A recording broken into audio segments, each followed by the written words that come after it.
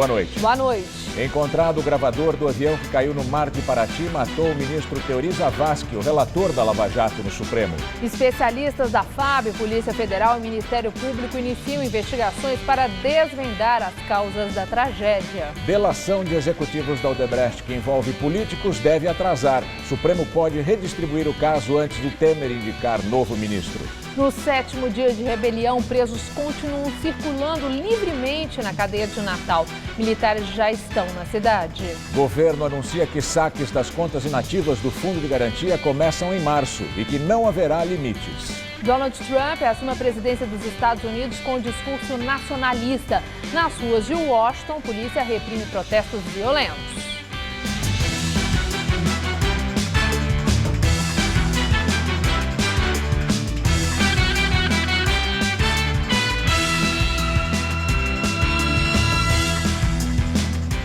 E nós começamos esta edição do Jornal da Gazeta indo direto a Angra dos Reis, para onde foram levados os corpos das vítimas da queda do avião em Paraty. Acidente que matou o ministro do STF, Teori Zavascki, e outras 4 pessoas. A repórter Fernanda Azevedo está em frente ao IML e tem outras informações. Olá, Fernanda. Gamberini, nós estamos aqui em frente ao Instituto Médico Legal de Angra dos Reis, para onde os 5 corpos das vítimas desse acidente aéreo foram trazidos. 3 deles foram trazidos para cá, encontrados no mar durante a madrugada, entre eles o corpo do ministro do Supremo Tribunal Federal, Teori Zavascki, e 2 deles foram encontrados no mar no final da manhã e trazidos para cá no início da tarde. Hoje também, no início da tarde, houve a confirmação da identidade das 2 mulheres que até ontem não eram conhecidas. São elas Mayra Lidiane Panas e Maria Hilda Panas, mãe e filha. Uma delas trabalhava para o empresário Carlos Alberto Fernandes Filgueiras, do grupo Emiliano, que também morreu no voo. Aqui no IML há uma movimentação muito grande, a expectativa pela liberação dos corpos. Nós não temos a informação do horário ainda. Nós vimos por aqui a movimentação de parentes do piloto Osmar Rodrigues, que vieram aqui fazer a identificação e a liberação do corpo.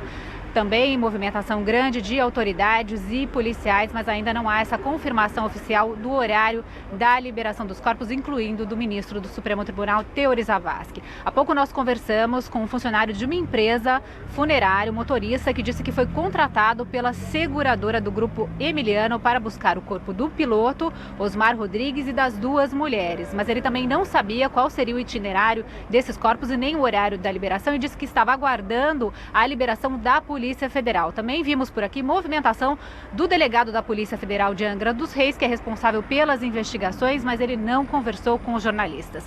Antes de vir aqui para Angra dos Reis, nossa equipe esteve em Paraty e acompanhou a manhã das buscas no mar, no local onde o avião caiu. Acompanhe na reportagem. Hoje deu praia em Paraty, mas o cenário estava diferente. No horizonte, a movimentação de barcos e bombeiros chamava a atenção dos turistas e de quem mora na cidade.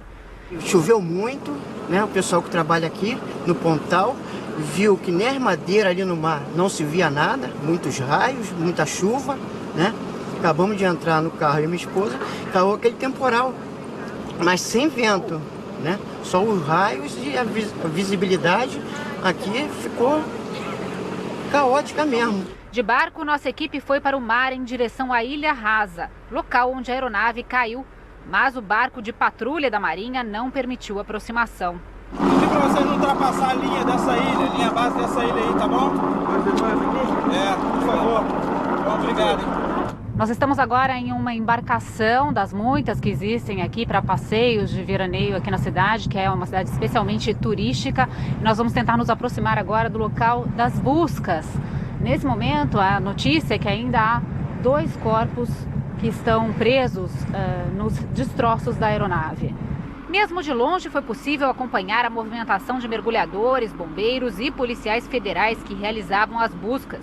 O corpo do ministro do Supremo Tribunal Federal, Teori Zavascki, foi encontrado de madrugada. Também foram resgatados os corpos do empresário Carlos Alberto Fernandes Filgueiras e de uma mulher. No final da manhã, outros 2 corpos foram retirados dos destroços. O do piloto da aeronave, Osmar Rodrigues, e de uma mulher que estava presa nas ferragens. No início da tarde, o Grupo Emiliano confirmou que as duas mulheres que morreram no acidente eram uma funcionária do empresário e a mãe dela, que morava no Mato Grosso e estava de férias em São Paulo. Todos os 5 corpos foram trazidos aqui para o IML de Angra dos Reis, onde passaram por perícia, exames de identificação e também pela preparação para o sepultamento. De acordo com um comunicado divulgado à imprensa, Maíra Hilda, de 23 anos, era massoterapeuta e prestava serviços ao empresário que estava em tratamento de problemas na coluna. Maria Hilda, de 55 anos, veio para São Paulo comemorar o aniversário e foi convidada a acompanhar a filha na viagem. O meu filho chegou com uma lanchinha e na hora tinha uma moça dentro pedindo socorro, eles tentaram resgatar, mas não deu tempo. Até o momento, 3 investigações foram abertas para apurar as causas do acidente. Uma conduzida pela Aeronáutica, outra pelo Ministério Público Federal e uma terceira pela Polícia Federal. 3 frentes de investigações tentam esclarecer o que provocou o acidente aéreo que matou o ministro do Supremo Tribunal Federal, Teori Zavascki, e mais 4 pessoas. Nesta manhã, a Polícia Federal de Angra dos Reis assumiu o inquérito criminal que vai apurar as causas do acidente. Especialistas em desastres aéreos da PF de Brasília também estão em Paraty. Outra investigação é comandada pelo Ministério Público Federal. O Ministério Público Federal instaurou uma investigação na data de ontem para apurar as causas dessa queda da aeronave, em que um dos tripulantes era o ministro do Supremo. Realmente há necessidade de colher algumas provas no local, a gente já está fazendo aqui, estamos no local para colher as provas, principalmente testemunhais, e também estão sendo feitas algumas perícias pela Polícia Federal, pelo CENIPA, cada instituição fazendo a sua apuração e trabalhando em conjunto. Equipes de militares da Força Aérea Brasileira, a FAB, também estão no local da tragédia. Eles fazem parte do Centro de Investigação e Prevenção de Acidentes Aeronáuticos, o CENIPA, órgão vinculado à aeronáutica, que é responsável por apurar as informações de acidentes e repassar à ANAC. A primeira fase dos trabalhos consiste na coleta de dados. É um conjunto de dados, né? As entrevistas serão feitas com as pessoas que presenciaram o fato, os destroços eles serão recolhidos, os documentos dos envolvidos também, as fotos serão realizadas, serão feitas, mas tudo é um conjunto de informações. E isso agora é a primeira fase, é a ação inicial.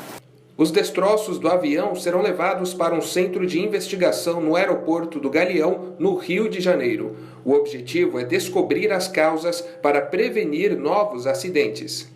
A Marinha usou um navio patrulha nas proximidades do local onde caiu o avião. 7 mergulhadores fizeram o reconhecimento da área dos destroços. Os trabalhos são coordenados pelas equipes do CENIPA. Um gravador de voz que estava no avião já foi encontrado pelas equipes de busca e será encaminhado para análise.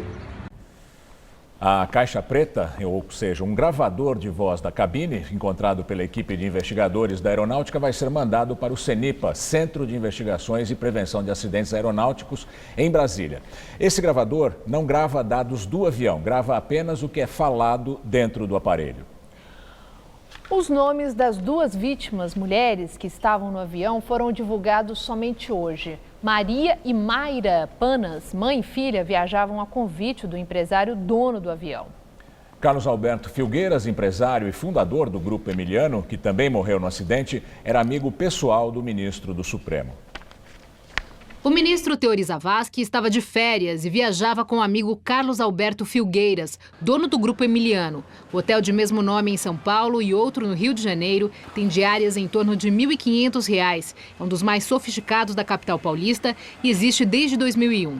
Em Paraty, o empresário construiu uma mansão na Ilha das Almas, área de proteção ambiental, onde eles ficariam durante a viagem ao litoral sul do Rio de Janeiro neste fim de semana. Carlos Alberto Filgueiras, de 69 anos, era réu por crime contra o meio ambiente e, no ano passado, tentou trancar o processo com um mandado de segurança que acabou negado pelo ministro Edson Fachin. Antes, em 2006, quando Teori era ministro no STJ, ele deu decisão favorável a um processo em que Carlos Alberto era acusado pelo município de São Paulo por sonegação de IPTU. A decisão foi referendada pelo plenário da corte. A amizade entre os dois se deu anos depois, quando Teoriza Vasquez se hospedava no Hotel Emiliano para acompanhar o tratamento de câncer da esposa. Já o piloto que comandava o avião que caiu no mar ontem era Osmar Rodrigues, de 56 anos, reconhecido como bastante experiente. Há mais de 20 anos, ele fazia a rota São Paulo-Paraty e chegou a dar palestras a outros pilotos sobre os desafios de voar na região. Só hoje foi revelada a identidade das outras 2 pessoas a bordo. Eram mãe e filha e que viajavam a convite de Carlos Alberto, o dono do grupo aqui do Hotel Emiliano, que divulgou essa informação em nota. O comunicado diz ainda que a jovem Maíra Panas, de 23 anos, prestava serviço ao empresário como massoterapeuta e que a mãe dela viajava junto porque estava em São Paulo a passeio para visitar a filha vinda do Mato Grosso. Maíra Lidiane Panas tinha 23 anos de idade e, segundo nota do Grupo Emiliano, como massoterapeuta, auxiliava o tratamento no ciático de Carlos Alberto Filgueiras. A escola de dança onde ela frequentava, na Moca, zona leste de São Paulo, hoje não abriu. A mãe de Maíra, a 5ª vítima do acidente, Maria Hilda Panas, de 55 anos, era professora da rede infantil de ensino de Juína, Mato Grosso. O Grupo Emiliano informa que está prestando apoio aos familiares. Em entrevista à TV Globo, o filho de Teoriza Vasquez, Francisco, afirmou que o pai vinha demonstrando preocupação com o que estava para acontecer por causa das informações a que tinha acesso. Teori era o relator no STF da Lava Jato e a equipe dele estava cuidando da delação de executivos da Odebrecht. Francisco afirmou que o pai queria homologar as delações o mais rápido possível e tinha todo o processo na cabeça. Perguntado sobre o que teria causado o acidente, Francisco disse que seria leviano tirar qualquer conclusão e que vai esperar a investigação. Ele afirmou que não gostaria de ser órfão de um pai assassinado. Francisco disse que seria muito ruim para o país e que um juiz, seja ele de primeira instância, seja ele do Supremo Tribunal Federal, fosse assassinado por causa de um processo que estivesse julgando. As investigações do acidente ainda estão no começo. Apesar do avião que caiu ser moderno, especialistas afirmam que o tempo ruim e a falta de estrutura do aeroporto de Paraty podem ter causado a queda. De acordo com a ANAC, essa era a matrícula do avião que caiu em Paraty, PRSOM. A aeronave de 2007 era semelhante a esta, do vídeo institucional da fabricante norte-americana Beechcraft. Um bimotor turbohélice modelo King Air C90 GT, com capacidade para 8 pessoas. O avião foi comprado em outubro de 2015 pelo Grupo Emiliano Empreendimentos, uma aeronave cara que custa mais de $1 milhão. Pode ter havido falha? Pode, sempre pode ter havido falha, mas não porque é um avião propenso a ter falha. Miguel Ângelo Rodegueiro é piloto há 45 anos. Para o especialista em acidentes aéreos, o mau tempo pode ter comprometido a aproximação do piloto ao aeroporto de Paraty. É um aeroporto limitado porque exige boas condições de visibilidade, boas condições de vento, porque ele tem um lado prejudicado pela topografia. É um aeroporto de dimensões pequenas, reduzidas, não se adequa a vários modelos de avião. A aeronave decolou ontem do Campo de Marte, em São Paulo, à 1 da tarde, com destino a Paraty, e caiu próximo à Ilha Rasa, a 2 quilômetros de distância da cabeceira da pista do aeroporto da cidade fluminense. O acidente ocorreu por volta de 1h45. Nós temos que olhar com certa reserva, porque as pessoas que viram acreditam no que acham que tenham visto e informam. Nem sempre é exatamente aquilo ou não é exatamente como viram. Ou formam coisas. É comum isso. Hoje, a Força Aérea Brasileira informou que o avião tinha apenas uma caixa preta, que é um gravador de voz. Ela não grava os dados do avião, mas somente a conversa entre os pilotos e a torre. Segundo Miguel, neste caso, como a aeronave era particular, não havia necessidade de 2 pilotos. A exigência só é feita para táxi aéreo. Por isso, o especialista acredita que ficará mais difícil conseguir resgatar um diálogo. Acidentes semelhantes, que os dados de voo não são recolhidos por ausência da famosa caixa preta de dados de voo, até porque não é legalmente obrigatório nesse tipo de avião e nesse tipo de voo, talvez nunca venhamos a saber exatamente o que aconteceu. A Polícia Federal também abriu um inquérito para apurar as causas do acidente. Ontem, policiais da PF estiveram aqui no aeroporto Campo de Marte e recolheram documentos de registro do avião e também do voo, além de imagens do embarque no hangar da empresa onde a aeronave ficava. Em Davos, na Suíça, o diretor da Transparência Internacional, Cobus de Suarte, defendeu uma investigação independente da morte de Teori Zavascki. Suarte disse que, se houve crime, é preciso descobrir e que é muito importante para a credibilidade do Brasil investigar o caso com profundidade, abertamente e de forma transparente. O juiz Sérgio Moro, responsável pela Lava Jato em primeira instância, antecipou a volta ao Brasil. Moro estava de férias no exterior e voltou para ir ao velório de Teori Zavascki. Logo depois da morte, Moro divulgou um texto afirmando estar perplexo.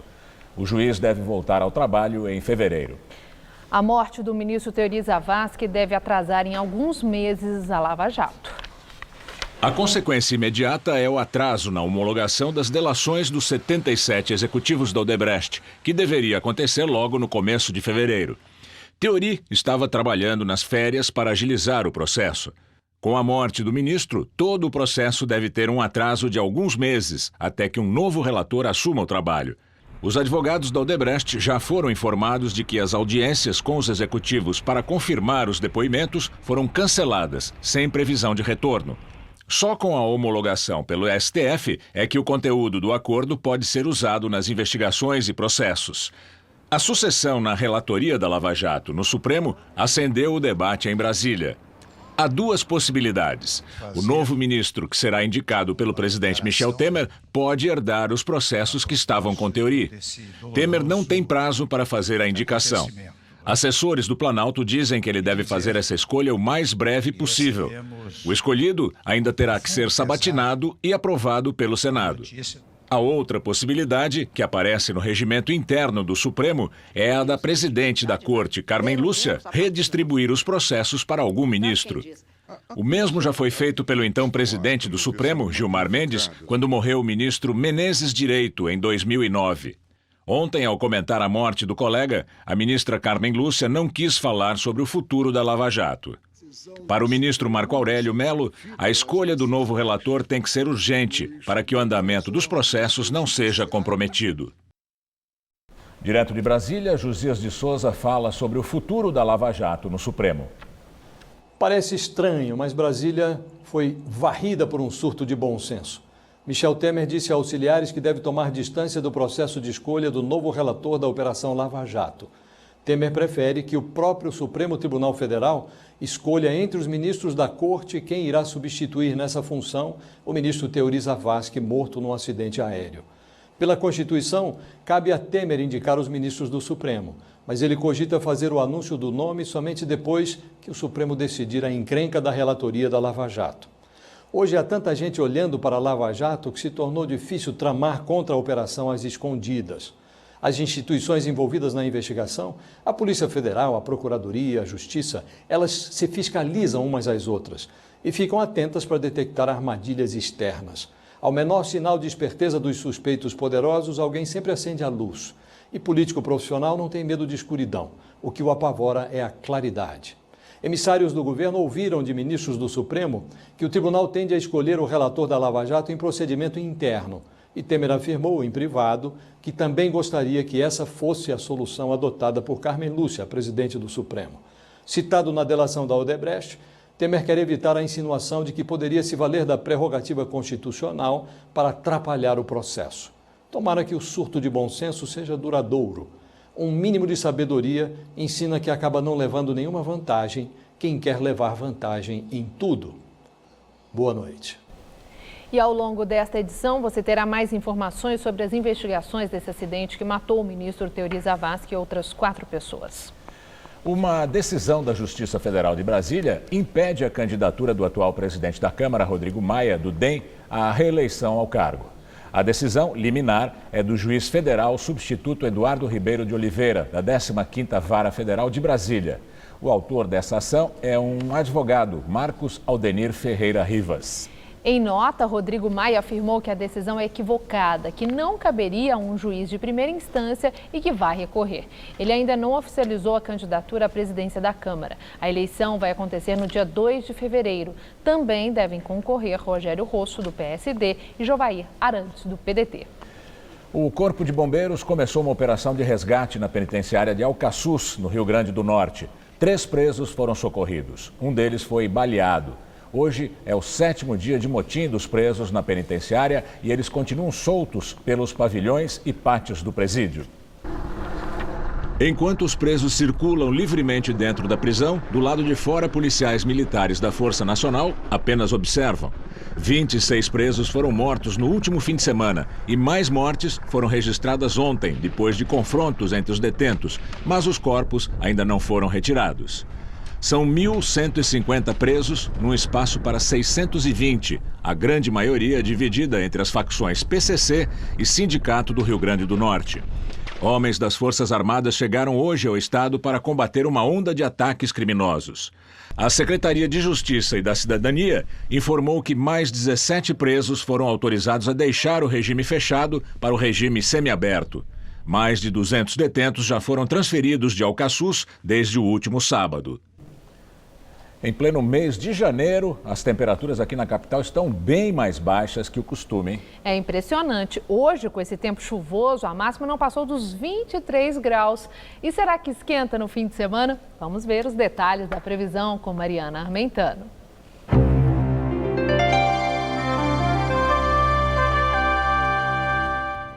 O tempo continua bastante instável na maior parte do país, mas no Nordeste, o dia de sol e calor na praia está garantido.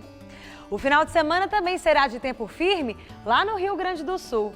Já nessas áreas em tons mais escuros, as chuvas acontecem a qualquer hora do dia e chegam a ser fortes em alguns momentos. Aqui no Sudeste, essas pancadas mais volumosas acontecem no centro-sul do Rio de Janeiro, no leste e norte de São Paulo, no sul de Minas e também no Triângulo Mineiro. Vamos ver aqui a nossa tabela de temperaturas?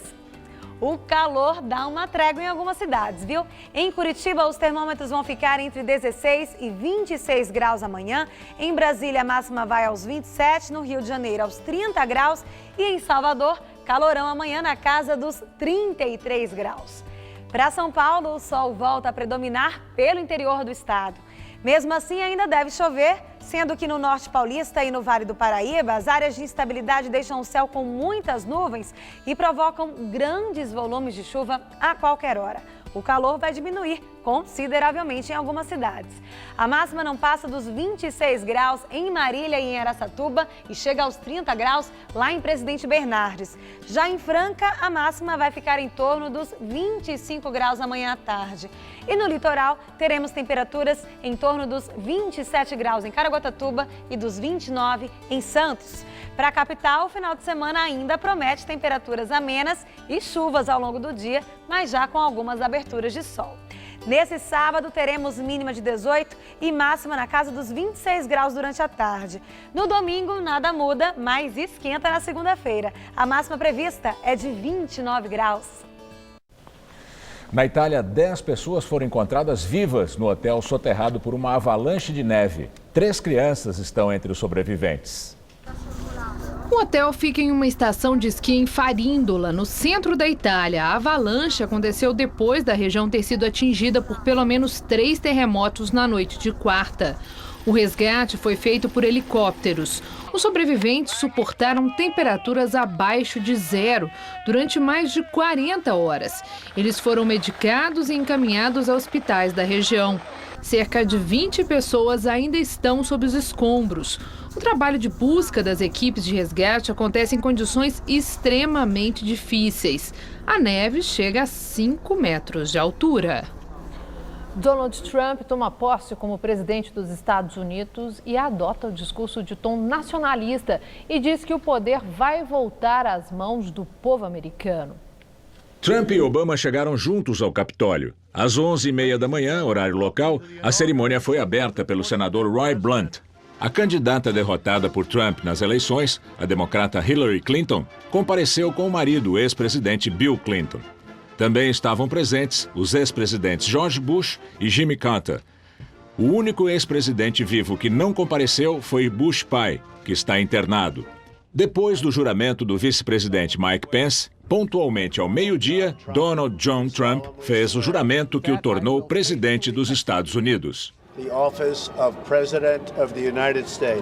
Em seguida, sob aplausos e vaias, discursou por cerca de 20 minutos. Começou agradecendo Barack e Michelle Obama, a quem chamou de magníficos pelo apoio na transição. O republicano dedicou a posse ao povo americano. Disse que o que realmente importa não é o partido que controla o governo, mas se o governo é controlado pelo povo. Ele alfinetou os presidentes anteriores e tocou na questão dos imigrantes, dizendo que os Estados Unidos defenderam as fronteiras de outros países com seus militares e se recusaram a proteger as suas próprias, além de gastar bilhões de dólares no exterior, enquanto havia muitos problemas internos. We've defended other nations' borders while refusing to defend our own. Trump prometeu erradicar da face da terra o que chamou de terrorismo islâmico. Mais uma vez, criticou as empresas que mantêm fábricas em outros países. Disse que elas não pensaram nos milhões de trabalhadores americanos que foram deixados para trás. Repetiu slogans da campanha, como a América em primeiro lugar, e afirmou que seu governo vai seguir duas regras simples: compre coisas americanas e empregue americanos. Buy American and hire American. Trump encerrou o discurso com a frase de sempre: juntos vamos fazer a América grande novamente. E completou: obrigado, Deus abençoe vocês. Deus abençoe a América. Together we will make America great again. Thank you, God bless you, and God bless America. Depois da cerimônia, os convidados almoçaram no próprio Capitólio. Mas as atividades oficiais do dia de posse já tinham começado cedo. De manhã, Trump e Melania participaram de uma cerimônia na Igreja Episcopal St. John's, em frente à Casa Branca, conhecida como a Igreja dos Presidentes. Depois, foram recebidos pela família Obama na Casa Branca para um café da manhã. Ontem, o casal participou de um jantar de gala, com shows na Union Station, em Washington, ao lado do vice Mike Pence e da mulher dele, Karen. A posse de Donald Trump como presidente foi marcada por vários protestos. Em Washington, a confusão começou antes mesmo da cerimônia de posse.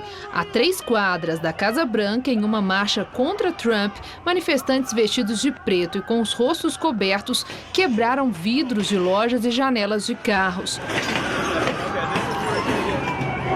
Houve muita correria e a polícia usou spray de pimenta para dispersar o grupo. Outros protestos pacíficos aconteceram na capital americana, apoiados por movimentos que defendem os direitos das minorias. Vamos agora ao comentário de política internacional, com João Batista Natali. Faz pouco mais de 4 horas que Donald Trump tomou posse. Mas uma coisa estranha está acontecendo na cidade de Washington. O novo presidente dos Estados Unidos assumiu sem um verdadeiro segundo escalão. Estou falando dessas centenas de burocratas que se pode comparar à tripulação que leva a navegação de um enorme transatlântico. O New York Times publica que o novo presidente nomeou apenas 29 dos 660 funcionários que terão funções executivas no governo. Dos 15 novos ministros, apenas 2 foram sabatinados pelo Senado. Essa é uma exigência para que eles possam começar a comandar de verdade. A rede CNN traz outra informação bizarra. Muitos dos altos funcionários do governo Obama não encontraram ninguém na equipe de Donald Trump para entregar instruções de como circular pela burocracia do governo. Vocês podem argumentar que tudo isso pode ser implicância da mídia. Não é verdade. Se Trump tivesse um programa coerente, bastaria que os escalões inferiores aplicassem as ideias dele. Mas Trump disse coisas contraditórias e ninguém tem certeza do que é para ele certo ou errado. Eu vou dar um único exemplo. Trump elogia frequentemente a Rússia, mas o secretário de Estado que ele escolheu, Rex Tillerson, afirmou no Senado que a Rússia é perigosa e que é preciso tomar cuidado com ela. Isso deixa desorientados os 6 mil diplomatas americanos. Toda essa confusão tem uma origem fácil de entender. Trump nunca foi político e até a metade da campanha eleitoral ele não era apoiado por nenhum governador, nenhum deputado e nenhum senador do Partido Republicano. Então ele montou uma equipe de empresários que não tem familiaridade com a burocracia do governo. O resumo dessa ópera é o seguinte: quer ser conservador? Pois então que seja um conservador competente. Mas a competência está fazendo falta no novo governo. Isso é ruim para os Estados Unidos e também é muito ruim para a comunidade internacional. É assim que o mundo gira. Boa noite. Voltamos a falar do acidente de avião que matou o ministro Teori Zavascki. Nossa equipe conversou com um homem que teria visto o acidente e que tentou ajudar uma das mulheres que pedia socorro na aeronave. Logo quando eu cheguei, o bombeiro já pediu ajuda, entendeu? Tinha bastante embarcações, mas logo quando eu cheguei ele já pediu ajuda, eu já caí dentro da água também para ajudar. Aí eu me aproximando mais próximo da aeronave, deu para perceber pela janela que tinha uma moça com vida ainda, né? Porque ela estava batendo na janela com a mão e gritando. Nesse meio tempo que a gente estava quebrando o vidro, chegou um bote da PM com dois mergulhadores com cilindro de oxigênio. Aí a gente teve a ideia de perfurar a fuselagem da aeronave e para poder passar com uma mangueira de oxigênio para dar para ela e prolongar um pouco mais o processo, né? E a gente conversou com ela, falamos que a gente ia fazer isso aí, ela silenciou, aí continuamos perfurando a fuselagem. Quando a gente conseguiu passar com a mangueira pelo buraco da fuselagem, ela já não respondia mais, infelizmente. Aí a gente não parou, a gente não desistiu aí, né? A gente achou que ela tivesse só desmaiado, continuamos para poder tentar tirar ela de dentro, tentar reanimar ela. Mas infelizmente a gente não conseguiu. Aí passou muito tempo, aí a gente viu que não tinha jeito mesmo. Era uma moça ou uma... Era uma moça jovem. A ministra Carmen Lúcia, presidente do Supremo Tribunal Federal, já chegou a Porto Alegre, onde o corpo de Teori vai ser velado. O velório será realizado no plenário do Tribunal Regional Federal da 4ª Região. De acordo com a assessoria de imprensa do TRF, a cerimônia está marcada para as 11 da manhã de sábado e o corpo será sepultado às 6 da tarde no cemitério Jardim da Paz. Teori atuou no Tribunal Federal entre os anos de 1989 e 2003. Francisco Morato declarou emergência para deslizamentos por causa das chuvas. Há 6 anos, um piscinão está com as obras paradas. Hoje, o governo do estado retomou a limpeza do local. Todos os anos, o resultado das chuvas de verão em Francisco Morato parece o mesmo. Mal dá para distinguir o temporal desta semana com o de março do ano passado. Para evitar cenas como estas, o governo do estado está investindo R$4 milhões para concluir o piscinão Tapera Grande 3. Só que a obra já deveria ter sido entregue em 2010, mas foi paralisada. A prefeitura fez praticamente 90% da obra. Aí começaram as chuvas e antes que se fizesse o revestimento de fundo, o piscinão foi tomado pelo assoreamento. Então a obra teve que ser parada.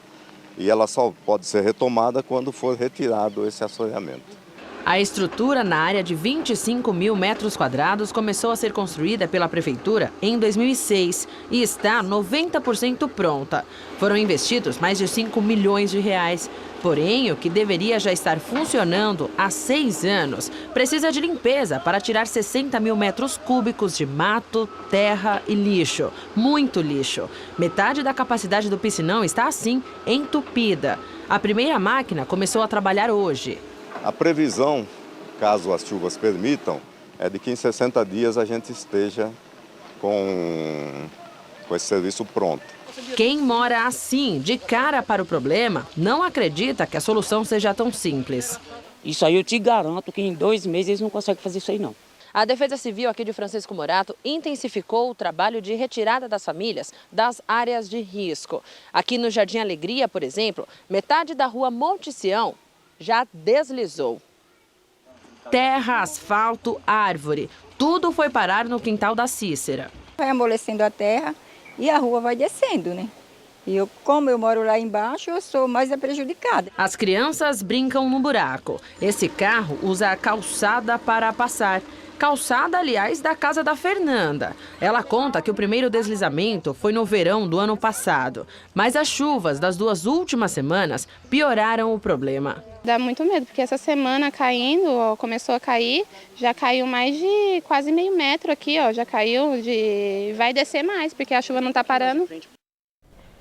Voltamos a falar com a repórter Fernanda Azevedo, que está no IML de Angra dos Reis, onde estão os corpos das vítimas do acidente aéreo de Paraty, no qual morreu o ministro Teori Zavascki e outras 4 pessoas. Estela, nós seguimos aqui no IML de Angra dos Reis, mas nós ainda não temos a informação do horário da liberação dos 5 corpos que continuam aqui no IML. A expectativa é que esses corpos saiam de carro, que sejam levados até o aeroporto do Rio de Janeiro, então o aeroporto de Paraty, e de lá sigam de avião até o local escolhido pelas famílias para o sepultamento. Mas, repito, ainda não há informação de que horas esses corpos vão sair. Havia uma expectativa que começassem a ser liberados por volta de 7 horas da noite, mas isso ainda não aconteceu. Lá no local do acidente, em Paraty, que fica a cerca de 80 quilômetros aqui de Angra dos Reis, os trabalhos continuam para a retirada dos destroços da aeronave, que vão ajudar nas investigações sobre as causas do acidente. A Marinha informou que tem uma embarcação no local e que está avaliando, junto com técnicos da aeronáutica, a possibilidade de flutuação desta aeronave. Lembrando que quem vai fazer essa investigação pelos militares é o CENIPA, que é um órgão de investigação de acidentes aéreos, mas o relatório do CENIPA não deve apontar culpados. É um relatório que busca a prevenção para que novos acidentes não aconteçam como esse. Voltamos ao estúdio. Muito obrigada, Fernanda. Para a entrevista do dia com Maria Lídia Flandre, o Jornal da Gazeta recebe o ministro da Cultura, Roberto Freire. Político de densa e extensa atuação na vida pública brasileira, o ministro Roberto Freire vai analisar o tenso momento em que vive o país e falar sobre as perspectivas da cultura para 2017. Muito obrigada, ministro, por estar conosco. Agradeço.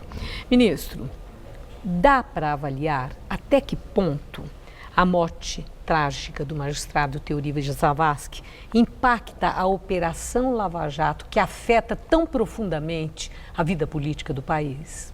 Olha, eu tive uma notícia agora, inclusive aqui confirmada pelo jornalista Josias de Souza, que eu acredito que tranquiliza todos nós, né? Ele falou que o bom senso se instalou em Brasília. O presidente da República tomou uma atitude que dá essa tranquilidade. Ele não vai precipitar a nomeação de nenhum ministro para que não confunda uma escolha sua para ser o relator da Lava Jato. Porque, de acordo com o regimento, a primeira hipótese é de que assuma todos os processos do ministro que deixou vaga a sua cadeira, o indicado assume todos os processos, portanto o indicado iria ser o relator. Ele, para evitar qualquer discussão sobre essa interferência, como se assim pudesse dizer, ele vai deixar que o próprio Supremo decida e só então ele irá indicar. Isso eu acredito que tranquiliza de que não haverá nenhuma interferência do Poder Executivo na questão do Lava Jato, o que é muito bom para o país, que a Lava Jato continue sem nenhum obstáculo.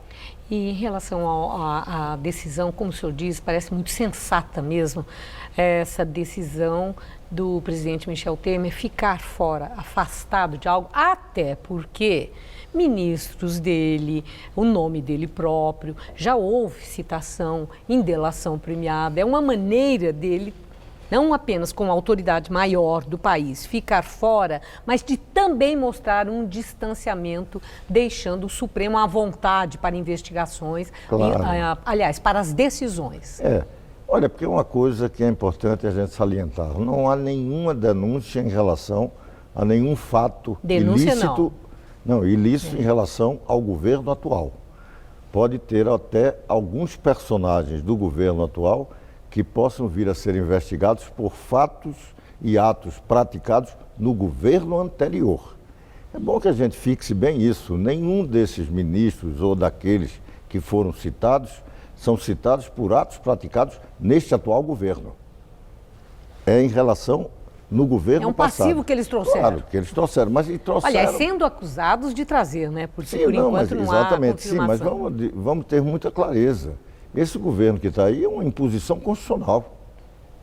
É um governo que veio de lá, é o vice-presidente que foi eleito junto com Dilma, que foi impedida. Então, é natural. Então, não se pode aqui discutir, por exemplo, o PMDB ter alguma implicação no governo anterior. Ele era do governo anterior, então isso é normal. O que é bom de salientar, e é importante reafirmar, é que não estão investigando nada porque não existe denúncia alguma em relação ao governo pós-impeachment. Considerando a sua experiência política na vida do país e o histórico do Supremo Tribunal Federal, no seu entender, o que seria a decisão mais adequada? A indicação por parte da presidente do Supremo de um nome para assumir essa relatoria ou o sorteio ali naquele colegiado dos magistrados, do ponto de vista político? Sim, mas o que seria o mais adequado? A coisa mais adequada do ponto de vista político é seguir a Constituição, as leis e os regimentos. É que o regimento oferece várias possibilidades. Sim, mas a segunda, essas que eu citei estão entre elas. A segunda alternativa é o presidente do Supremo designar, ele redistribuir o processo. Sim. Então é o que tem que fazer, não tem que estar buscando e nem especulando. Vamos seguir a Constituição. Siga o regimento. Então, isso já houve, inclusive, quando tem casos anteriores, isso ajuda. Já, por exemplo, com a morte, e é recente, isso não é algo de uma história muito passada, é de uma história recente. Com a morte de um ministro, o ministro Gilmar Mendes, de imediato, redistribuiu os processos que estavam com o ministro Menezes Direito, se não me engano, que faleceu. Portanto, essa é uma regra que seria, eu diria, para toda a sociedade, seria a demonstração de que o efetivo bom senso está instalado em Brasília. Bom, eu continuo na esteira, do que desde o início eu chamei a atenção, que é o seu lastro político. Uhum. Ministro, considerando estarmos aquilo que seria as vésperas da homologação dessas delações premiadas da Odebrecht, havia uma grande expectativa no país, principalmente pelo que se já sabe de possível envolvimento de nomes muito importantes no nosso universo político. Há muita especulação de que, por essa razão, poderia haver interesse em tirar Teori Zavascki do caminho. No seu entender, pode haver algo de criminoso por trás desse acidente? Olha, eu não sou... Ou isso é exercício da teoria da conspiração? Sem nenhuma dúvida, e eu não sou adepto dessa teoria, até porque há uma realidade muito concreta. O Brasil não está vivendo nenhuma onda de terrorismo. Você explodir avião, atentados em boates ou qualquer outro tipo de criminoso, serial killer que entra numa escola, mata, numa boate... nós não estamos vivendo isso. Isso é próprio, inclusive, de organizações que estão praticando atos políticos e não querendo eliminar algum adversário. A atividade de querer eliminar um adversário, isso elimina o adversário. E não pratica um ato de terrorismo explodindo um avião em pessoas, outras vão também sofrer os mesmos efeitos. Então, não é bem aproximado essa ideia. Por exemplo, a Operação Mãos Limpas na Itália. A tentativa de eliminar, e a eliminação, porque lá ocorreu, era direta e dirigida àquela pessoa. Quando muito, atingia o carro e, lamentavelmente, também o acompanhante. Não era apenas aquele que buscavam eliminar. Eu não acredito nessa teoria conspiratória. E quero dizer mais. Essa tentativa de fazer isso, no momento em que o Brasil está vivendo, isso apenas vai fortalecer o prosseguimento do processo. Quem assumir essa relatoria vai assumir com um nível de responsabilidade perante a sociedade até maior do que o que tinha o ministro que foi vítima dessa tragédia. Eu não posso deixar o senhor ir embora sem falarmos da cultura. O senhor assumiu em duros tempos de recessão, depois de aprovado o teto do gasto público, e logo que o senhor assumiu, o senhor prometeu revisão na Lei Rouanet. E que isso aconteceria agora até o fim de janeiro, faltam só 10 dias. Eu quero saber se já definiu o que é que vai mudar no financiamento da cultura no Brasil. Olha, a primeira coisa que tem que ser afirmada é que é importante existir uma lei de incentivo à cultura entre nós. Então não é demonizar a Lei Rouanet. Existem alguns problemas, existem críticas que são sérias e contundentes, existem desvios, existem problemas. Inclusive, posso aqui dizer, são mais de 20 mil processos de prestação de contas que não foram analisados. Isso é um passivo que está lá e que nós vamos ter que resolver. Mas é necessário também dizer que algumas críticas que eram feitas e que inexplicavelmente esse governo passou 13 anos, hoje alguns dos seus aliados fazem essas críticas e não resolveram nada. Nós estamos tentando com 2 meses e vamos apresentar algumas alternativas que podem ajudar, por exemplo, num aspecto que é muito criticado, de que você tem uma concentração muito grande da aplicação da Lei Rouanet no Sudeste e um pouco mais no Sul. E quase nenhuma presença no norte do país, no Nordeste e no Centro-Oeste. Isso nós estamos criando mecanismos numa instrução normativa, não é nem mudando a lei.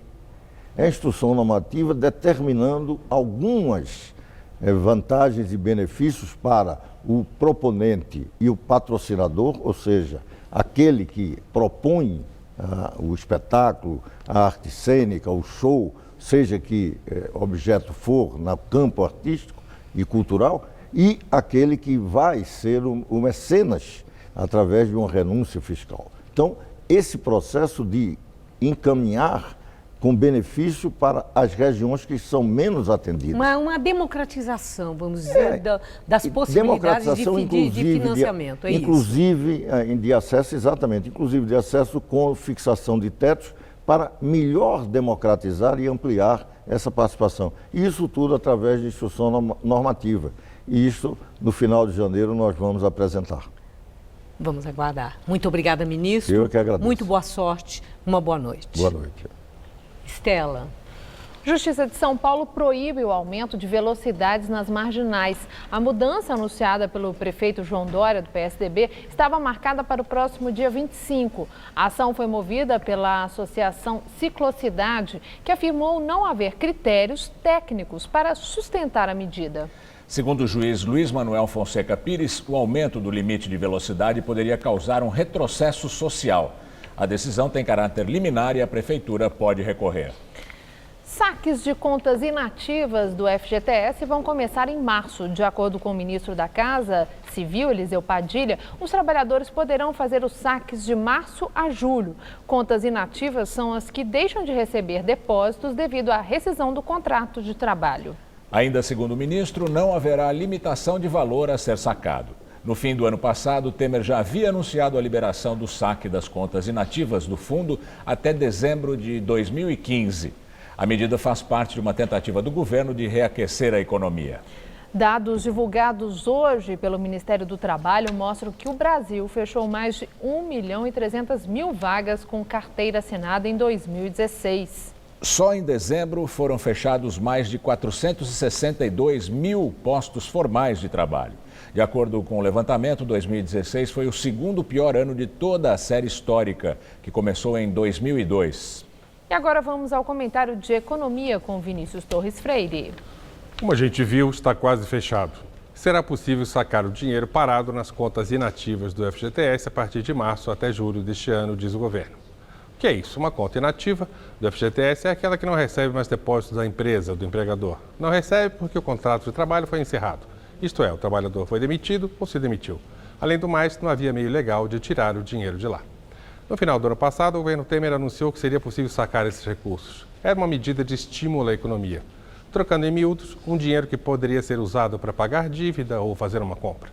Isso faz girar um pouco os negócios. É muito. No total, talvez sejam sacados uns 30 bilhões de reais. É mais ou menos o equivalente a um ano do dinheiro dos benefícios do Bolsa Família, cerca de 0,5% do PIB. Vai virar a economia de cabeça para cima? Não. Mas é um remédio, um paliativo, um remendo útil. A recessão está demorando mais para passar do que se previa na metade do ano passado. Este começo de ano ainda deve ser de estagnação, sem queda, mas sem crescimento. Com mais alguns meses fracos, poderia vir um desânimo. Esse dinheirinho do FGTS pode servir para evitar essa depressão. As coisas ainda estão difíceis. A gente viu hoje que o número de empregos formais com carteira assinada continua a cair. É verdade que está caindo mais devagar, mas há menos trabalho de qualquer modo. Qualquer remédio razoável que impeça o aumento do desânimo é uma ajuda. E há outras pequenas boas notícias no cenário. A inflação começou a cair mais do que o esperado. Assim, as taxas de juros começaram a cair mais também. Ainda é pouco, mas inflação menor come menos o nosso salário. Dá para comprar um pouquinho mais. Juros menores ajudam a melhorar a situação de empresas endividadas. Mais adiante, podem baratear os crediários. Sim, é pouco, mas é melhor do que nada.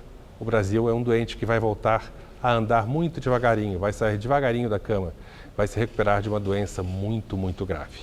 Boa noite. Você vai ver a seguir: morre o ex-técnico Carlos Alberto Silva. E mais informações sobre a morte de Teori Zavascki.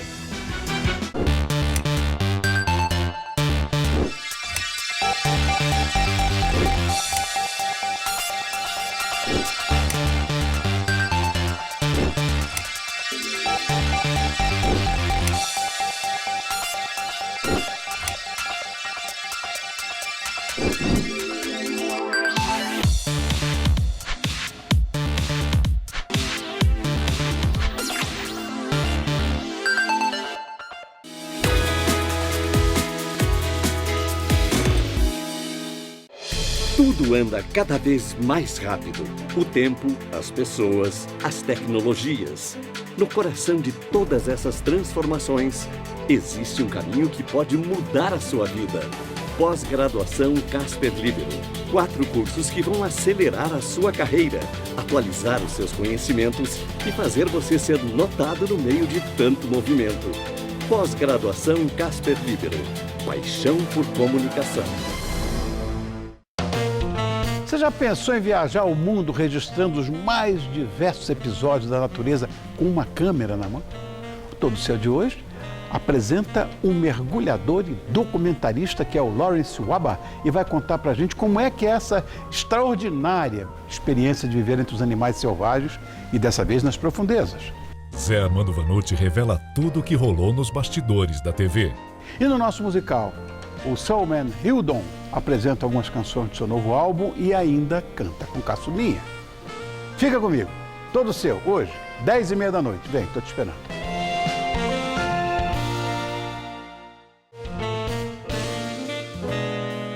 Oferecimento CVC, sempre com você.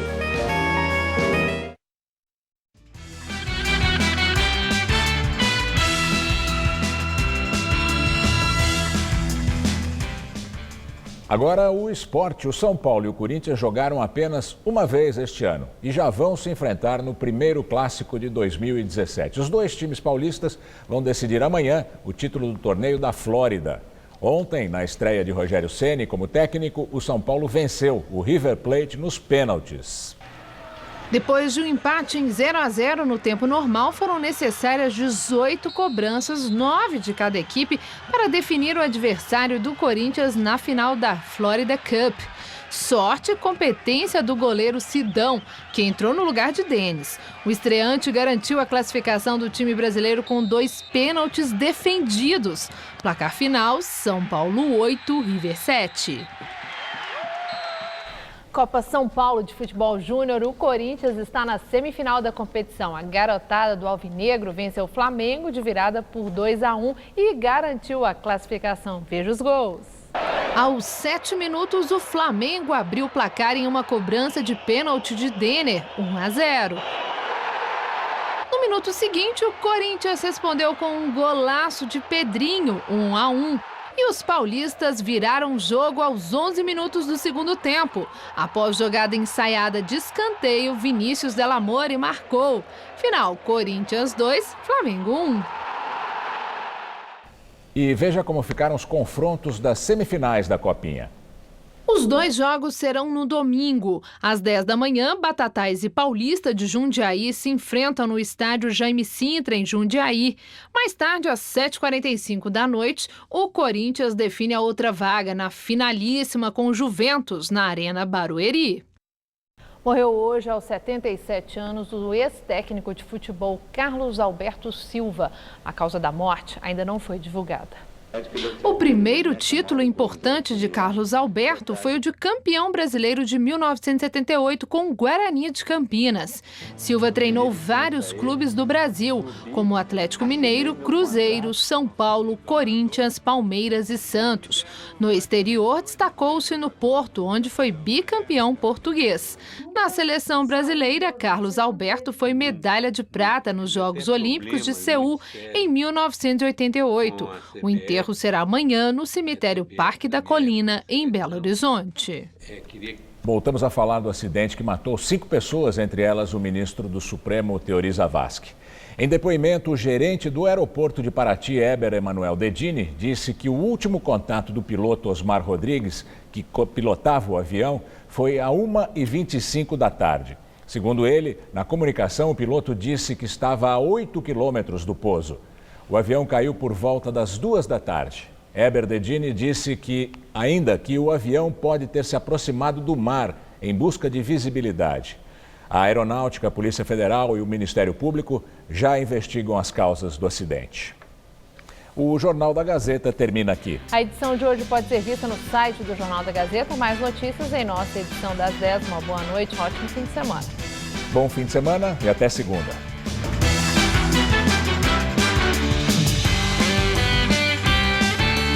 Zé Armando Vanucci revela tudo o que acontece nos bastidores da TV no Todo Seu. Hoje, 10h30 da noite.